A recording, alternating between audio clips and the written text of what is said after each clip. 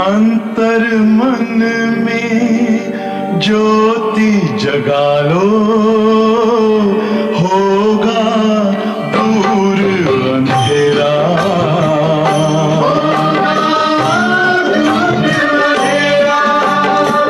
शिव का कर लो ध्यान, आ रहा पावन पुण्य सवेरा।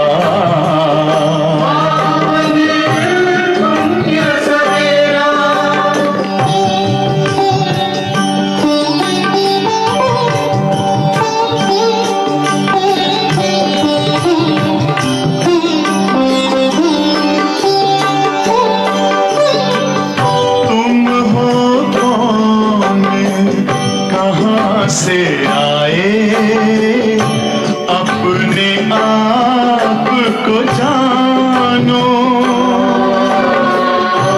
राजयोग के द्वारा अपना परम पिता पहचानो। इसी राजपथ पर चलकर पालो अपना बसेरा।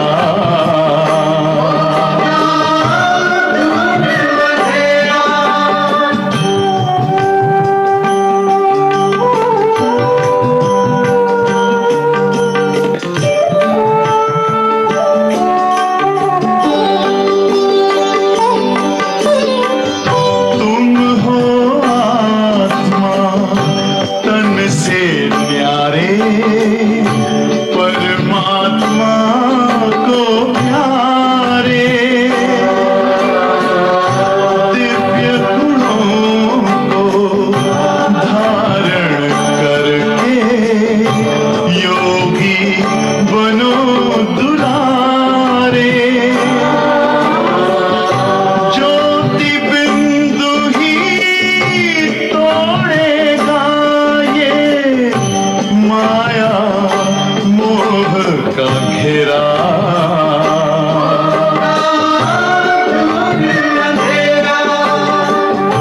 अंतर मन में ज्योति जगा लो, होगा दूर अंधेरा।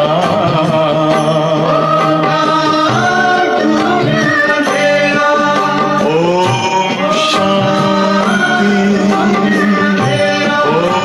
ओम शांति, ओम शांति।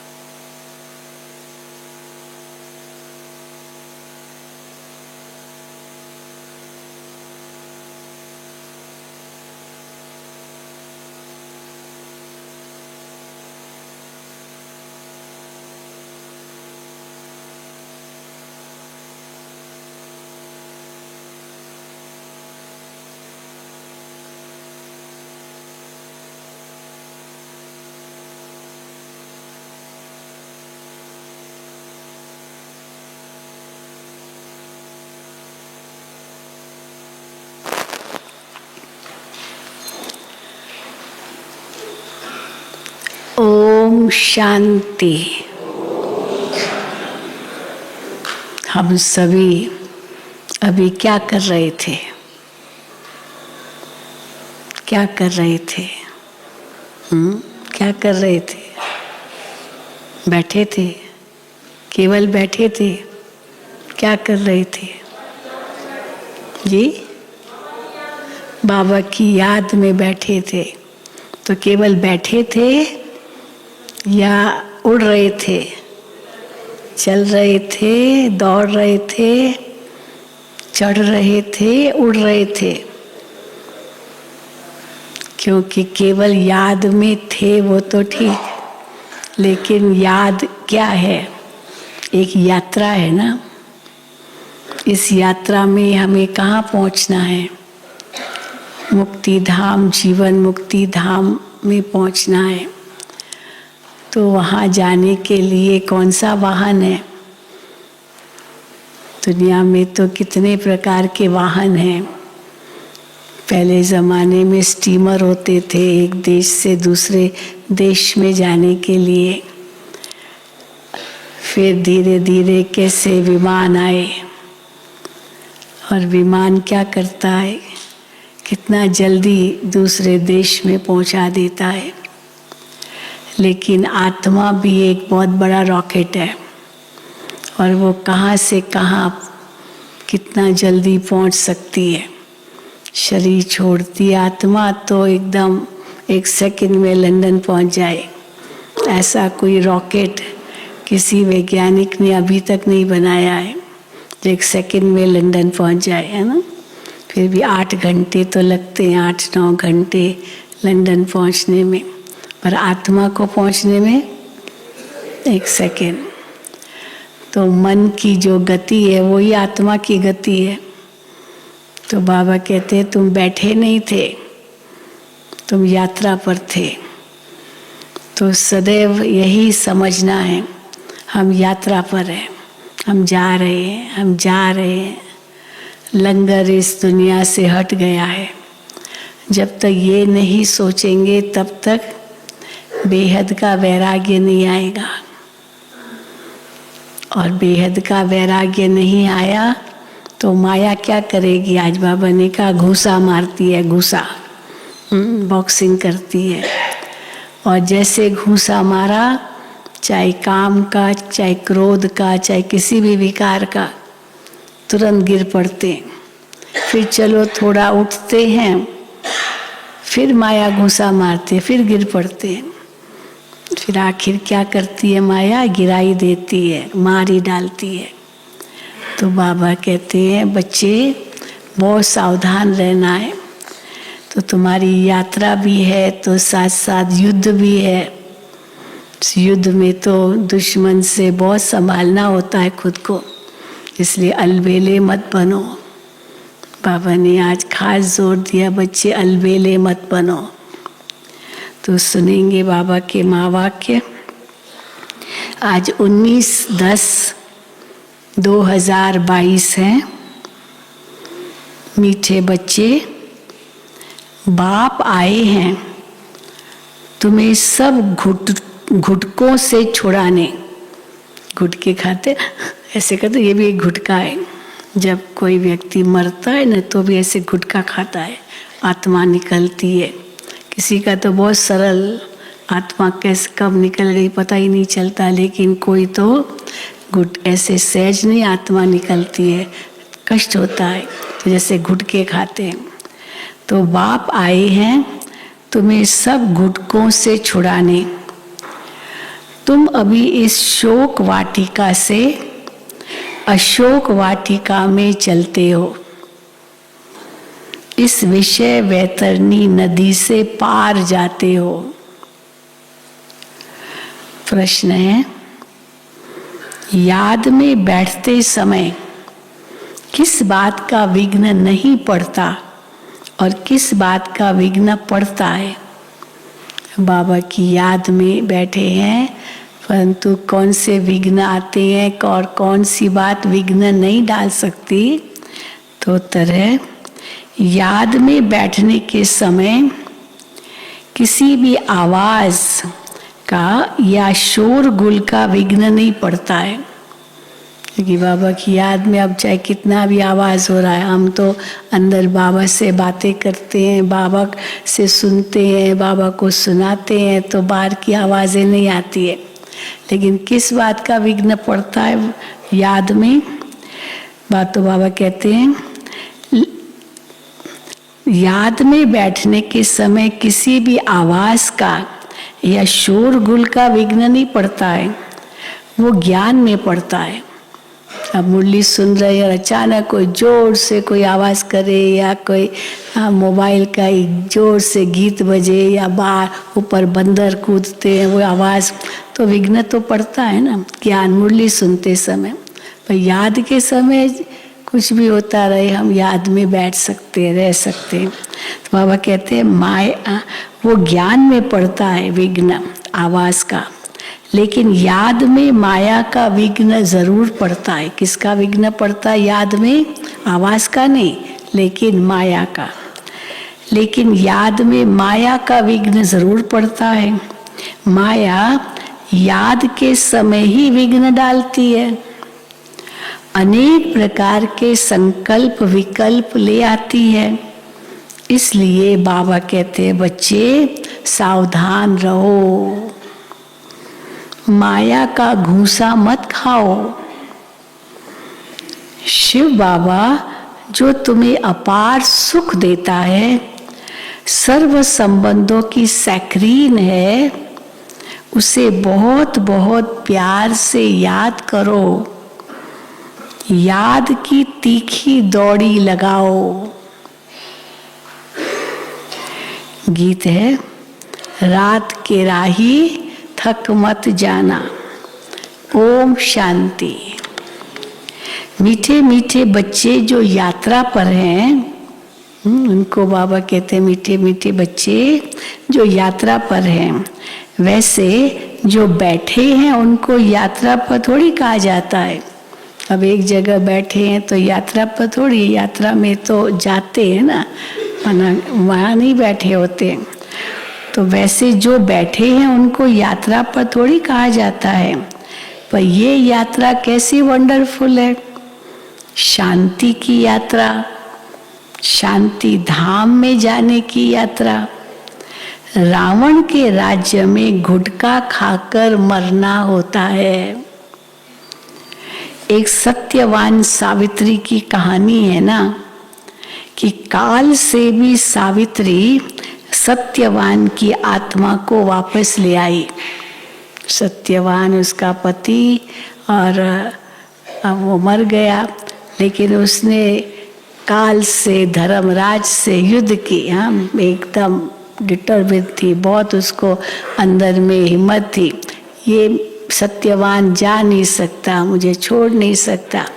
तो इतनी उसके अंदर शक्ति थी, जो आखिर धर्मराज ने, वो काल ने भी, वो यमराज ने भी उसको कहा अच्छा ले लो वापस, क्योंकि उसके अंदर दृढ़ता थी, उसके अंदर एक पतिव्रता शक्ति थी, जिसके कारण वो सत्यवान की आत्मा को भी वापस ला सकी। ऐसी कहानियां हैं शास्त्रों में।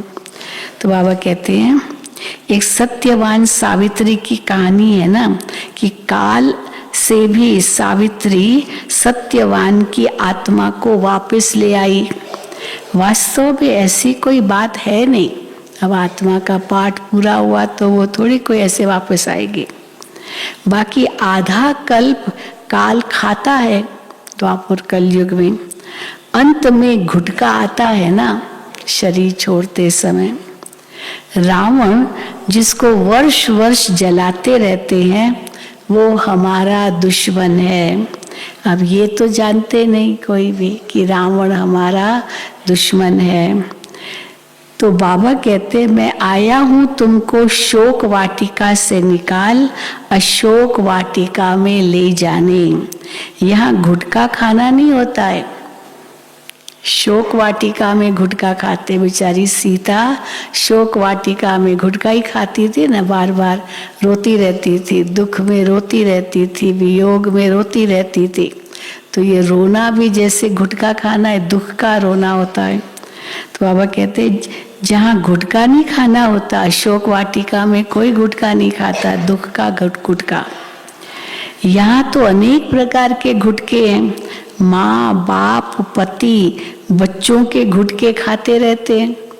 कभी माँ ने कुछ कह दिया, कभी बाप ने कुछ कह दिया, हाँ कभी बच्चों ने कुछ कह दिया, तो पति ने कुछ कह दिया, तो रोना आता है, दुख होता है। तो बाबा कहते हैं यहाँ तो सबके गुटके खाते रहते हैं, सब दुख देते हैं। तो बाप आकर पति विकार में फंसाते हैं, वो भी जैसे गुटका हो गया। बाप आकर इन सब गुटकों से छुड़ाते हैं और नई दुनिया में ले जाते हैं। अभी आत्मा के पंख टूटे हुए हैं, आत्मा उड़ नहीं सकती, फिर याद की यात्रा नहीं कर सकते। आत्मा को पंख लगे तभी तो याद की यात्रा भी करे। बरोबर ये बुद्धि योग की यात्रा है। लिखा है ना मन मना भव। इसका अर्थ कोई यात्रा थोड़ी समझते हैं। ये यात्रा है, मन को मेरे में लगाओ, ये यात्रा है। मन से हम बाबा के पास पहुंच जाते हैं, परंतु इसका अर्थ कोई यात्रा थोड़ी समझते हैं। कहते हैं राम ने बंदरों की सेना ली और बंदरों ने पुल बनाई। कौन है बंदर? हाँ, हम सब बंदर है ना। बंदर से मंदिर लायक बन रहे हैं, तो कौन सी पुल है? बाबा बताते हैं। अब बंदर पुल कैसे बनाएंगे? ये तुम्हारी याद की यात्रा की पुल बन रही है, घर जाने की पुल, याद की यात्रा की पुल बन रही है, जिस पुल से तुम विषय वैतरणी नदी पार कर लेते हो। याद की यात्रा से विषय वैतरणी नदी पार हो जाती है। बाप इस नदी में तैरना सिखलाते हैं। अब चाहे पुल पर चल रहे हैं, चाहे तैर के जा रहे हैं इस विषय वैतरणी नदी से। खिवैया है ना, विषय वैतरणी नदी से पार कराए कहाँ ले जाते हैं? शिवालय में ले जाते हैं। कहते हैं अमृत छोड़ विष काहे को खाए। तो ज्ञान को अमृत कहा जाता है, ज्ञान से सद्गति होती है। शास्त्रों को ज्ञान नहीं कहेंगे, बहुत बड़ी बात है, अथॉरिटी के बोल है। भगवान कहते हैं ज्ञान, शास्त्रों को ज्ञान नहीं कहेंगे, क्योंकि ज्ञान माना जिससे सद्गति मिले, ज्ञान माना जिससे मुक्ति, जीवन मुक्ति मिले। लेकिन वहाँ शास्त्र तो पढ़ते पढ़ते तो नीचे ही आए, मुक्ति जीवन मुक्ति तो मिली नहीं। तो जब तक भगवान स्वयं ना आए तब तक कैसे मुक्ति जीवन मुक्ति का रास्ता मिले। तो बाबा कहते हैं ज्ञान से सद्गति होती नहीं, ज्ञान से सद्गति होती है, शास्त्रों को ज्ञान नहीं कहेंगे। वो है क्या कहेंगे शास्त्रों को? भक्ति की सामग्री। इतना आधा कल्प भक्ति चलनी है तो सामग्री तो चाहिए ना। वो है भक्ति की सामग्री। शास्त्र पढ़ने से सतयुग तो आ नहीं सकता, सद्गति हो नहीं सकती, इसलिए उनको ज्ञान अमृत भी नहीं कहेंगे। ज्ञान अमृत पीने से तो सद्गति होती है, इसलिए शास्त्रों को ज्ञान अमृत भी नहीं कहेंगे। वो है भक्ति। ज्ञान में पहले 100% सद्गति, सतयुग ज्ञान की प्रारंभ तो 100% सद्गति, फिर धीरे धीरे नीचे उतरते हैं। ये नहीं कहेंगे कि सतयुग में भी दुर्गति होती है, वहाँ तो सद्गति है, वहाँ दुर्गति होती नहीं कहेंगे। वहाँ दुर्गति का नाम नहीं होता। कलयुग में सबकी दुर्गति होती है। अब तुम जानते हो सर्व पर दया करने वाला बाप एक ही है, जिसको श्री श्री कहा जाता है। फिर श्री श्री का टाइटल सब पर रख देते हैं। कल बताया ना सुरेंद्र बहन ने, वहाँ पर बनारस हिंदू यूनिवर्सिटी है, जहाँ से ये बड़े बड़े लक़ब मिलते हैं, बड़े बड़े टाइटल्स मिलते हैं, सन्यासी बनते हैं, बहुत शास्त्र पढ़ते हैं। तो बाबा कहते हैं फिर श्री श्री का टाइटल सब पर रख देते हैं। श्री कहा जाता है देवताओं को, श्री लक्ष्मी, श्री नारायण, श्री राम, श्री सीता। तो ऐसा श्री बनाने वाले को श्री श्री कहा जाता है। तुम बाप के सामने प्रतिज्ञा करते हो, किए ना सबने प्रतिज्ञा। क्या प्रतिज्ञा करते हैं बाबा के सामने? कि हम कभी विकार में नहीं जाएंगे, ये प्रतिज्ञा की है बाप के सामने। अगर प्रतिज्ञा कर फिर भूल की तो बाप का राइट हैंड धर्मराज भी बैठा है। भूल की तो बाप का राइट हैंड धर्मराज बैठा है। धर्मराज माफ नहीं करेगा। क्यों बाबा कहते धर्मराज माफ नहीं करेगा? बाबा तो माफ करेगा, वो तो रहम दिल है, पर धर्मराज तो पूरा हिसाब लेता है। धर्मराज माफ नहीं करेगा। बाप भी गुप्त, ज्ञान भी गुप्त, मर्तबा भी गुप्त, यहाँ सब गुप्त है। ये सिर्फ तुम बच्चे ही जानते हो कि हमको श्रीमत देने वाला कोई मनुष्य हो नहीं सकता। प्रजापिता ब्रह्मा द्वारा बाप रचना रचते हैं। प्रजापिता सूक्ष्म वतन में तो होता नहीं, प्रजा तो है नहीं सूक्ष्म वतन में, वो तो यहाँ है, तो जरूर यहाँ ही होगा प्रजापिता ब्रह्मा। तुम बच्चे समझ गए हो कि ब्रह्मा इस समय ब्राह्मण है। ब्रह्मा की हम सब वंशावली, मुख वंशावली तो हम ब्राह्मण हैं, पर ब्रह्मा भी तो ब्राह्मण है ना। तो पुरानी दुनिया का विनाश, हाँ, तो ब्रह्मा इस समय ब्राह्मण है। इनको भविष्य में बादशाही मिलती है। देवताएं पतित दुनिया में तो राजाई कर न सके, तो पुरानी दुनिया का विनाश चाहिए। विनाश होना भी है जरूर। पहले ब्राह्मण बने फिर देवता बने, अब देवता बनेंगे तो नई दुनिया चाहिए, तो पुरानी दुनिया का विनाश भी चाहिए। तो बाबा कहते हैं विनाश होना भी है जरूर। अभी थोड़ी देरी है, तुम्हारा अभी नई झाड़ का सैपलिंग ही पूरा लगा नहीं है। अभी तो बहुत सेवाएं पड़ी है, तो पूरा सैपलिंग नई झाड़ का लगा ही नहीं है, तो अभी विनाश नहीं हो सकता जब तक बच्चे तैयार न हुए हो। तुम्हारा अभी नई झाड़ का सैपलिंग ही पूरा लगा नहीं है। आगे गाते थे त्वमेव माता च पिता त्वमेव। अब सबके आगे ये महिमा गाते रहते हैं, समझते कुछ भी नहीं है। अच्छा विचार करो, अब बाबा को आया जब त्वमेव माता च पिता कहते हैं तो विचार करो, ब्रह्मा माता कैसे हो सकते? ब्रह्मा माता कैसे है हमारी? लक्ष्मी नारायण की भी अपनी राजाई चलती है, तो उनको माता पिता कह न सके। हम लक्ष्मी नारायण को तो माता पिता नहीं कहेंगे, वो तो उनके बच्चे ही कहेंगे माता पिता। तो बाबा कहते हैं लक्ष्मी नारायण की भी अपनी राजाई चलती है, तो उनको माता पिता कह न सके हम। तो इस समय परम पिता परमात्मा प्रैक्टिकल में माता पिता का पाठ बजा रहे हैं। इस समय प्रैक्टिकल में परम पिता परमात्मा माता पिता का पाठ बजा रहे हैं। कैसे बजा रहे हैं? वो तो पिता है, फिर जिनमें प्रवेश करते हैं वो माता, तो ये माता पिता का पाठ बजा रहे हैं।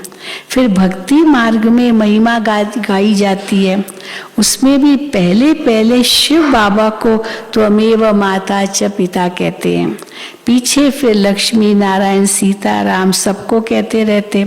अकल तो कुछ है नहीं कि उनको हम कैसे माता पिता कहते हैं जबकि उनके अपने बच्चे। तो बाबा कहते हैं कि माता पिता तो एक ही है, तो इसलिए वो उनको ही कहना चाहिए। तो शिव बाबा है सैक्रीन, केवल माता पिता नहीं है, सब संबंधों की सैक्रीन है।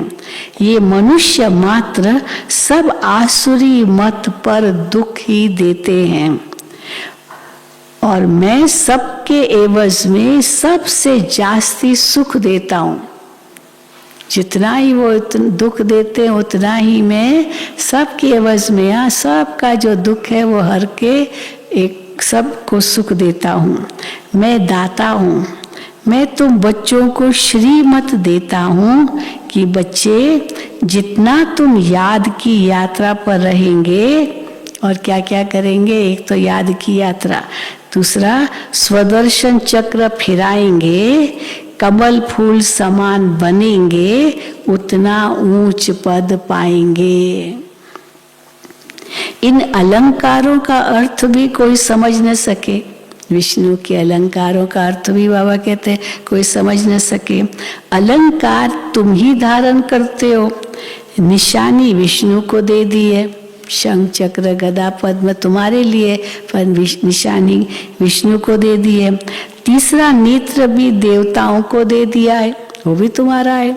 सारे जो ब्राह्मणों के अलंकार है वो सब देवताओं को दे दिए। तीसरा नेत्र भी देवताओं को दे दिया है। वास्तव में तीसरा नेत्र भी तुमको मिलता है, तो तुम कौन हो गए? त्रिनेत्री, त्रिकालदर्शी, फिर त्रिलोकी नाथ, तीनों लोकों का ज्ञान है। ये शब्द है ना, अक्षर है ना, इसका अर्थ भी इस समय तुम आत्मा की बुद्धि में है। आत्मा की बुद्धि में ही सब कुछ रहता है। मेरी आँख, हाँ मेरा नाक, मेरे कान भी, अब ये कौन कह रहा है मेरा नाक, मेरी आँख, मेरा नाक कान? ये शरीर ही नहीं, शरीर नहीं कह सकता है, ये आत्मा कहती है। तो बाबा कहते हैं मेरी आँख नाक कान भी शरीर नहीं कहता है, आत्मा कहती है ये मेरा शरीर रूपी महल है।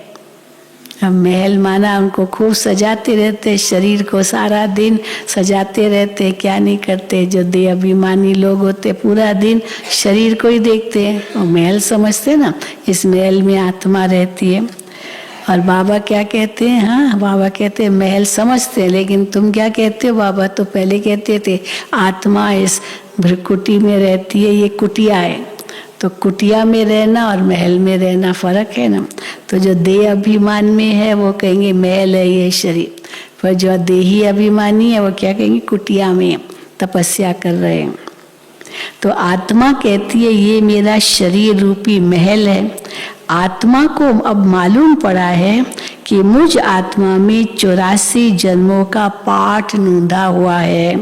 कितनी गुप्त बातें। आत्मा को रॉकेट भी कहते हैं, जिस आत्मा को शरीर छोड़ लंदन में जाना होगा तो सेकंड में चली जाएगी। उन्होंने कितना तीखा रॉकेट बनाया है। साइंसदान भी बहुत तीखा रॉकेट बनाती है, कैसे ऊपर जाता है रॉकेट। जो कितना तीखा रॉकेट बनाया है बाबा, एरोप्लेन को कहते हैं, हवाई जहाज बनाया है। तो कितना तीखा रॉकेट बनाया जो सुबह चले तो शाम तक पहुंच जाए, सुबह चले शाम तक पहुंच जाए, लंदन, अमेरिका, जहाँ जहाँ चाहे। आगे स्टीमर में 3-4 मास लग जाते थे, अभी भी स्टीमर में 1 मास लग जाता है। मोटर वोटर लग गई तो 1 मास तो लगता होगा यहाँ से लंदन जाने में। तो बाबा कहते हैं अभी भी स्टीमर में 1 मास लग जाता है, अब एरोप्लेन में 1 दिन। रात को बैठो और नींद करो, सो जाओ और सवेरे आँख खोले तो लंदन आ गया, फलाना देश आ गया, यूरोप का कोई देश। तो बाबा कहते हैं एरोप्लेन में 1 दिन, परंतु आत्मा बहुत तीखा रॉकेट है जो 1 सेकंड में पहुंच जाती है, जो कोई भी देख न सके। यहाँ से लंदन गई 1 सेकंड, पर देख थोड़ी सकते आत्मा को। तुम आत्मा का ऑल राउंड पार्ट है। अच्छा, परमात्मा का क्या पार्ट है? तुम्हारा तो ऑल राउंड पार्ट है, चारों युगों में पार्ट है। तो शिव बाबा का क्या पार्ट है? द्वापुर से मेरा साक्षात्कार कराने का पार्ट है, ये बाबा का पार्ट है। सतयुग त्रेता में कोई पार्ट नहीं है बाबा का। तो द्वापुर से मेरा साक्षात्कार कराने का पार्ट है। जो जो जिस भावना से मुझे याद करता है उनकी मनोकामना पूर्ण करता हूँ। अभी मेरा ज्ञान देने का पार्ट है, तो भक्ति मार्ग में शिव बाबा का पार्ट था साक्षात्कार कराने का भावना अनुसार, और इस संगम पर ज्ञान देने का पार्ट है शिव बाबा का। पतितों को पावन बनाने का पार्ट है। तुमको मास्टर नॉलेजफुल गॉड के बच्चे, बड़ा टाइटल दिया है बाबा ने, मास्टर नॉलेजफुल गॉड के बच्चे मास्टर गॉड बनाता हूँ। बन गई मास्टर गॉड। मास्टर गॉड माना गॉड को पूरा फॉलो करने वाले, मास्टर गॉड बनाता हूँ। जिन्होंने कल्प पहले पुरुषार्थ किया था वही करेंगे। बच्चे कहते हैं कल्प पहले आए थे, अब फिर से वर्षा ले रहे हैं। बाबा के पास आए थे कल्प पहले, अब फिर से आए हैं, वर्षा ले रहे हैं। किसके पास आए हो? फिर बच्चों से बाबा पूछते, बच्चे किसके पास आए हो? माता पिता के पास। सरस्वती सबकी माता है, उनकी माता फिर ये ब्रह्मा है। सरस्वती हम सबकी माता है, पर उनकी माता ये ब्रह्मा है। इनकी माता कोई नहीं, ब्रह्मा बाबा की माता कोई नहीं, बाप है शिव बाबा। इनकी माता कोई नहीं। शिव बाबा खुद कहते हैं, हाँ, शिव बाबा ब्रह्मा बाबा को कहते हैं तुम मेरी वन्नी हो, तुम मेरी वन्नी हो, स्त्री हो, पत्नी हो, हाँ, युगल हो। तो फिर मैं कहता हूँ, अब ब्रह्मा बाबा फिर क्या कहते हैं? शिव बाबा ब्रह्मा बाबा को कहते हैं तुम मेरी वन्नी हो। तो ब्रह्मा बाबा शिव बाबा को क्या कहते हैं? तो फिर मैं कहता हूँ कि पति बिगर खाना कैसे खाऊंगा? अब मैं वनी हो गई तो वनी के बिना तो खाना, वनी पति के बिना कैसे खाएगी? पहले तो बहुत होता था, जब तक पति ना आए, खाना न खाए, तब तक स्त्री खाना नहीं खाती थी। आजकल तो नया फैशन है, पति रात को 12 बजे भी आए ना तो भी स्त्री बेचारी बैठी रहती थी। हाँ, पति आएगा तो वो खाएगा, फिर जो बचा हुआ है वो मैं खाऊंगी। हाँ, वो पत्नी खाती थी। तो बाबा कहते, तो ब्रह्मा बाबा भी कहे मैं उनके बिना कैसे खाऊंगा? ऐसे तो मैं नहीं खा सकता हूँ। शिव बाबा पहले खाए बाबा, हाँ, आपको पहले बाबा भोग लगाते हैं, फिर बाबा खाएंगे, लेकिन बाबा साथ में खाएंगे। तो बाबा कहते पति बिगर खाना मैं कैसे खाऊंगा? तो अच्छा, फिर और बाबा क्या कहते हैं? अच्छा, शिव बाबा और हम दोनों इकट्ठा खाते हैं। शिव बाबा और हम दोनों इकट्ठा खाते हैं। नशा तो रहता है ना। तुम भी खुद कहते हो कि बाबा दलाल बन आया है अपने साथ सगाई कराने। तुम श्रीमत पर परमात्मा के साथ सबकी सगाई कराते हो। पंडितों ने जो विकार का हथियाला बांधा है, बाबा क्या करते हैं? वो बाबा कहते हैं पंडितों ने जो विकार का हथियाला बांधा है वो बाप कैंसिल कराते हैं।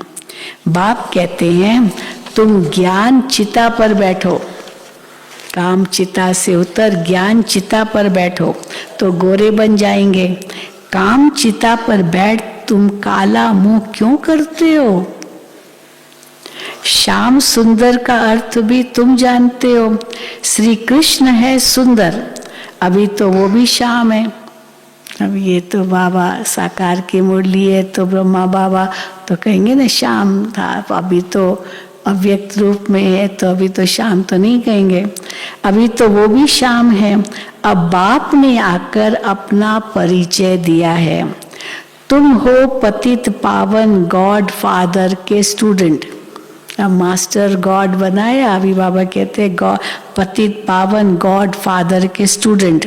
तो ये पाठशाला है, पाठशाला में पढ़ाई होती है तो मेहनत करनी पड़ती है। पढ़ाई माना मेहनत, पढ़ना होता है ना, तो मेहनत करनी पड़ती है। और उन सत्संगों में तो मेहनत नहीं है, वो पढ़ाई तो है नहीं, बस कनरस है, सुनते हैं फिर घर गए वैसे के वैसे। उन सत्संगों में मेहनत नहीं है, वहाँ तो गीता सुनी, ग्रंथ सुना और घर गया। वहाँ कोई थोड़ी कहता है कि पवित्र बनो, यात्रा करो, याद की यात्रा करो, पवित्र बनो, वहाँ ऐसे कोई नहीं कहता। तो इसलिए वो मेहनत ही नहीं है जो बाबा यहाँ मेहनत कहते हैं। आगे चल, देखो बाबा क्या कहते हैं, आगे चल ये सब जिस्मानी यात्राएं आदि भी बंद हो जाएंगी। जब अचानक तूफान आया, आंधी आई, बर्फ पड़ी, मौसम खराब हुआ तो यात्रा पर जाना है और अचानक मौसम खराब हो गया तो कैसे जाएंगे? यहाँ सब कैंसिल, टिकटें कैंसिल क्योंकि मौसम खराब हो गया। अब यहाँ तो नहीं ना, याद की यात्रा तो कभी भी कर सकते हो। तो बाबा कहते आगे चल ये सब जिस्मानी यात्राएं आदि बंद हो जाएंगे। बर्फ पड़ी, वह एक्सीडेंट हुआ तो कोई जाएंगे नहीं। कल परसों भी सुना का बद्रीनाथ जा रहे थे हेलीकॉप्टर में और वहीं रास्ते में क्रैश हो गया। सारे के सारे उस हेलीकॉप्टर में जो थे सब मर गए। फॉग बहुत थी, मौसम खराब था, पता नहीं चला तो खत्म। तो फिर और अभी डरेंगे ना दूसरे लोग, भाई वहाँ मौसम ठीक नहीं होगा, हम कैसे जाएंगे? तो यात्राओं पर जाते हैं, फिर अचानक कुछ हादसा हुआ तो दूसरे डर जाते हैं। तो बाबा कहते हैं बर्फ पड़ी व एक्सीडेंट हुआ तो कोई जाएंगे नहीं क्योंकि क्योंकि तुम्हारी यात्रा जोर होती जाएंगी। याद की यात्रा, बैठे बैठे यात्रा करो। हमारी यात्रा है शिवालय तरफ। पहले शिव की पुरी शिवालय में जाएंगे, फिर शिव की स्थापना की हुई पुरी शिवालय स्वर्ग में जाएंगे। दोनों ही शिवालय है, शांति धाम भी शिवालय है तो सतयुग भी शिवालय है क्योंकि शिव बाबा ने स्थापन किया है। तो बाबा कहते पहले शिव की पुरी शिवालय में जाएंगे, फिर शिव की स्थापना की हुई पुरी शिवालय यानी स्वर्ग में जाएंगे। शिवपुरी और विष्णुपुरी दोनों को शिवालय कहेंगे। शिवपुरी और विष्णुपुरी दोनों को शिवालय कहेंगे क्योंकि मुक्ति, जीवन मुक्ति दोनों शिव बाबा ही देते हैं। तो सतयुगी दैवी घराना शिव बाबा स्थापन करते हैं। अभी फिर कोई आवाज आया होगा तो फिर बाबा शांत हो गए और फिर बाबा ने याद की यात्रा शुरू की। तो फिर जब आवाज कम हुआ, बंद हुआ, फिर बाबा ने मुरली शुरू की। अच्छा, याद में आवाज का विघ्न पड़ नहीं सकता, ज्ञान सुनने में शोर का विघ्न पड़ेगा जरूर। हम भी रुक जाते हैं ना, बंदर बहुत आते हैं तो रुकना पड़ता है। बारिश खूब होती है तो फिर आवाज को बढ़ाना पड़ता है क्योंकि सुन नहीं पाते हैं। तो बाबा कहते हैं याद में आवाज का विघ्न पड़ नहीं सकता, ज्ञान सुनने में शोर का विघ्न पड़ेगा। मनुष्य तो कहते हैं शांति करो, नहीं तो याद में विघ्न पड़ेगा। कई लोग ना जो मेडिटेशन करते हैं उनको आवाज भी नहीं चाहिए, बिल्कुल जरा भी आवाज नहीं चाहिए। पर बाबा कहते हैं याद में कोई आवाज है तो विघ्न नहीं पड़ना चाहिए। ज्ञान सुनते समय विघ्न जरूर पड़ता अगर आवाज है तो। मनुष्य तो कहते शांति करो, नहीं तो याद में विघ्न पड़ेगा, परंतु योग में आवाज विघ्न नहीं डालता, विघ्न डालती है माया। योग में माया विघ्न डालती है। बच्चों के साथ माया की युद्ध है। बच्चों को युद्ध के मैदान में हार नहीं खानी चाहिए। माया तो घूंसा लगाती रहती है। माया ने नाक पर घूंसा लगाया तो ये गिरा, फिर खड़े हुए, फिर नाक पर लगाया, फिर ये गिरा, ऐसे गिरते रहते हैं। तो बाप कहते हैं ये माया काम क्रोध के घूंसे मारती है। घूंसा ऐसे बॉक्सिंग, ये तो माया काम क्रोध के घूंसे मारती है। इससे तुम इससे तुम्हें बहुत सावधान रहना है, घूंसे नहीं खाने हैं। अच्छा, हाँ, मीठे मीठे सिकील दे बच्चों प्रति माता पिता बाप दादा का याद प्यार और गुड मॉर्निंग। रूहानी बाप की रूहानी बच्चों को नमस्ते। हम रूहानी बच्चों की रूहानी बाप दादा को याद प्यार गुड मॉर्निंग और नमस्ते। एक मम्मा की मुरली है पीछे चौथे पेज पर, वो भी सुनेंगे। धारणा के लिए मुख्य सार। पहला, ज्ञान के सब अलंकारों को धारण कर, ज्ञान के सब अलंकारों को धारण कर स्वदर्शन चक्रधारी, त्रिनेत्री, त्रिकालदर्शी अर्थात मास्टर गॉड बनना है। ये सब हाँ भगवान के टाइटल तो है। ये त्रिनेत्री, त्रिकालदर्शी, ये सारे टाइटल बाबा हमको देते हैं, तो मास्टर गॉड बनना है। दूसरा, बाप के राइट हैंड धर्मराज को स्मृति में रख, कोई भी विकर्म नहीं करना है।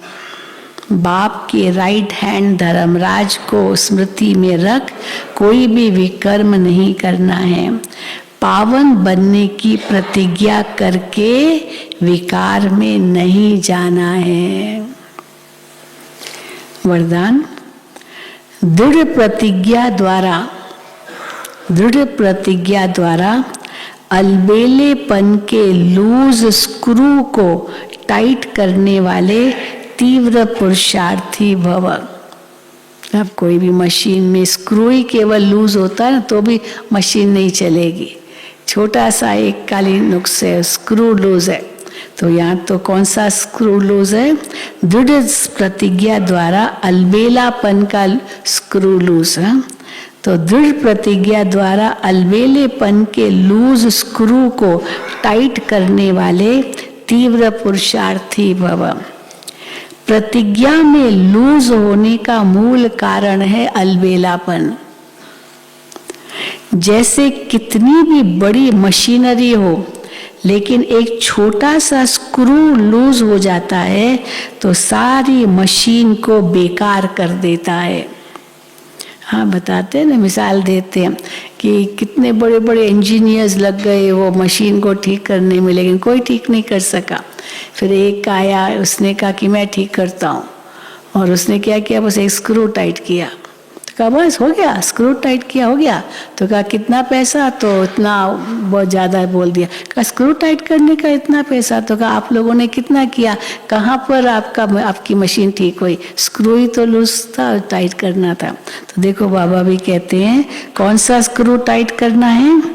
जैसे कितनी भी बड़ी मशीनरी हो, लेकिन एक छोटा सा स्क्रू लूज हो जाता है तो सारी मशीन को बेकार कर देता है, वैसे प्रतिज्ञा को पूरा करने के लिए प्लान तो बहुत अच्छे बनाते हैं, पुरुषार्थ भी करते हैं, लेकिन पुरुषार्थ व प्लान को कमजोर करने का स्क्रू एक ही है, अलबेलापन।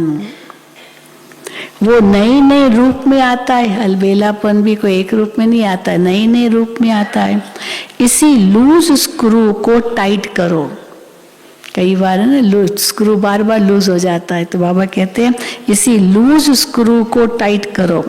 मुझे बाप समान बनना ही है, इसी दृढ़ संकल्प से तीव्र पुरुषार्थी बन जाएंगे।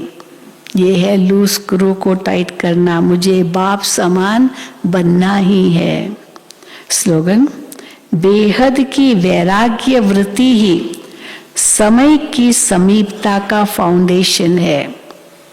बेहद की वैराग्य वृत्ति ही समय की समीपता का फाउंडेशन है। कितनी वैराग्य वृत्ति हमारे अंदर आती जा रही है, उससे पता चलता है कितना समय समीप है। आज मातेश्वरी जी के अनमोल महावाक्य भी सुनेंगे। अभी तो ये सारी दुनिया जानती है कि परमात्मा एक है। अब मामा के आगे बहुत नए नए भी आते थे, बहुत नयों को लेके आते थे, तो फिर मामा को फिर से ज्ञान सुनाना पड़ता था। तो अभी तो ये सारी दुनिया जानती है कि परमात्मा एक है। उसी परमात्मा को कोई शक्ति मानते हैं, कोई कुदरत कहते हैं, मतलब तो कोई न कोई रूप में जरूर मानते हैं। तो जिस वस्तु को मानते हैं अवश्य वो कोई वस्तु होगी, तब तो उनके ऊपर नाम पड़े हैं। परंतु उस एक वस्तु के बारे में इस दुनिया में जितने भी मनुष्य हैं उतनी मतें हैं। परमात्मा के बारे में कितनी मतें हैं, परंतु चीज तो फिर भी एक ही है। उसमें मुख्य 4 मतें सुनाते हैं। परमात्मा के बारे में मुख्य 4 मतें सुनाते हैं। कोई कहता है ईश्वर सर्वत्र है, कोई कहता है ब्रह्म ही सर्वत्र है, कहते हैं सर्वत्र ब्रह्म ही ब्रह्म है। कोई कहता है ईश्वर सत्यम और माया मिथ्यम। कोई कहता है ईश्वर है ही नहीं, कुदरत ही कुदरत है। वो फिर ईश्वर को मानते ही नहीं है, नेचर ही सब कुछ है, तो वो ईश्वर को मानते ही नहीं है। अब ये है इतनी मतें। वो तो समझते हैं जगत प्रकृति है, बाकी कुछ है नहीं। जो समझते नेचर ही सब कुछ है, बस वही भगवान है, वही सब कुछ है, बाकी कुछ है नहीं। अब देखो, जगत को मानते हैं, परंतु जिस परमात्मा ने जगत रचा उस जगत के मालिक को नहीं मानते। जगत को मानते हैं, जगत को रचने वाला मालिक को नहीं मानते। दुनिया में जितने अनेक मनुष्य हैं उनों की इतनी मतें, आखिर भी इन सभी मतों का फैसला कौन करे कि कौन सी मत सही है? तो आखिर भी इन सभी मतों का फैसला स्वयं परमात्मा आकर करता है। एक व्यक्ति के बारे में 10 लोग 10 बातें करते हो, आखिर वो व्यक्ति कैसा है वो तो खुद ही बताएगा ना, मैं कैसा हूँ। आखिर भी उन सभी मतों का फैसला स्वयं परमात्मा आकर करता है। इस सारे जगत का निर्णय परमात्मा आकर करता है। क्या करना है इस दुनिया का, वो निर्णय परमात्मा आकर करता है। अथवा जो सर्वोत्तम शक्तियाँ, जो सर्वोत्तम सर्वशक्तिवान है, वही अपनी रचना का निर्णय विस्तार पूर्वक समझाएगा। वही हमें रचना का भी परिचय देते हैं और फिर अपनी रचना का भी परिचय देते हैं। कई मनुष्य ऐसे प्रश्न पूछते हैं, हमको क्या साबिती है, माना क्या प्रूफ है कि हम आत्मा हैं? ये भी प्रश्न करते हैं। आत्मा वात्मा कुछ नहीं है, सब ब्रेन है, हार्ट है, ये शरीर ही सब कुछ है, तो क्या सबूत है कि हम आत्मा हैं? अब इस पर समझाया जाता है, जब हम कहते हैं अहम आत्मा उस परमात्मा की संतान है। अब ये है अपने आप से पूछने की बात, हम जो सारा दिन में मैं कहता रहता हूँ, वो कौन सी पावर है जो मैं कहती रहती है? वो कौन सी पावर है? और फिर जिसको हम याद करते हैं वो हमारा कौन है? जब कोई को याद किया जाता है तो जरूर हम आत्माओं को उन्हों द्वारा कुछ चाहिए, जिसको हम याद करते जरूर उनके द्वारा कुछ चाहिए उनसे। हर समय उनकी याद रहने से ही हमको उस द्वारा प्राप्ति होगी। देखो, मनुष्य जो कुछ करता है जरूर मन में कोई न कोई शुभ इच्छा अवश्य रहती है। प्राप्ति की इच्छा, कोई भी काम करने से पहले सोचेगा इससे मुझे क्या मिलेगा। तो मनुष्य जो कुछ करता है जरूर मन में कोई न कोई शुभ इच्छा अवश्य रहती है। कोई को सुख की, कोई को शांति की इच्छा है। तो जरूर जब इच्छा उत्पन्न होती है तो अवश्य कोई लेने वाला है, और जिस द्वारा वो इच्छा पूर्ण होती है अवश्य वो कोई देने वाला भी जरूर है। जिसको इच्छा उत्पन्न होती है वो लेने वाला, और जिससे वो इच्छा पाना चाहता है, वो चीज पाना चाहता है, वो देने वाला है। तो दो अलग अलग चीज हो गई, तभी तो उनको याद किया जाता है। अब इस राज को पूर्ण रीति से समझना है कि वो कौन है जो देने वाला है। वो कौन है? ये बोलने वाली शक्ति मैं स्वयं आत्मा हूँ, जिसका आकार ज्योति बिंदु मिसल है। जब मनुष्य स्थूल शरीर छोड़ता है तो वो निकल जाती है, वो ज्योति बिंदु आत्मा निकल जाती है। भले इन आँखों से नहीं दिखाई पड़ती है। अब इससे सिद्ध है कि उसका स्थूल आकार नहीं है। इन आँखों से नहीं दिखाई पड़ती है क्योंकि उनका स्थूल आकार नहीं है, वो प्राकृतिक नहीं है। प्राकृतिक चीजें इन आँखों से देख सकते हैं लेकिन वो प्राकृतिक नहीं है, तो स्थूल आकार नहीं है।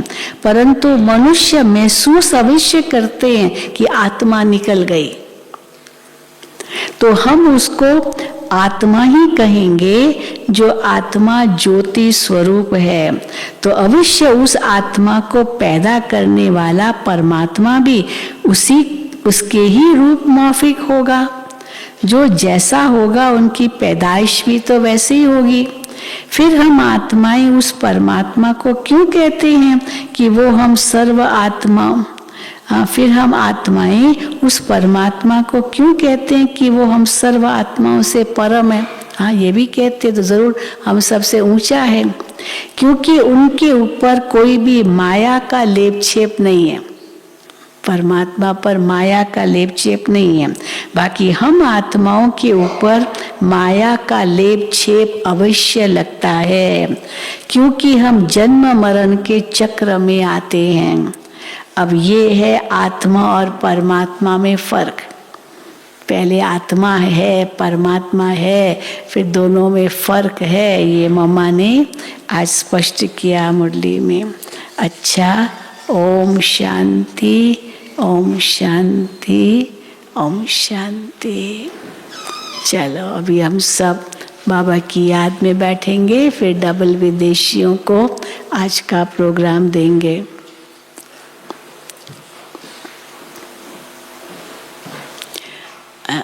After meditation, all double foreigners, please stay back.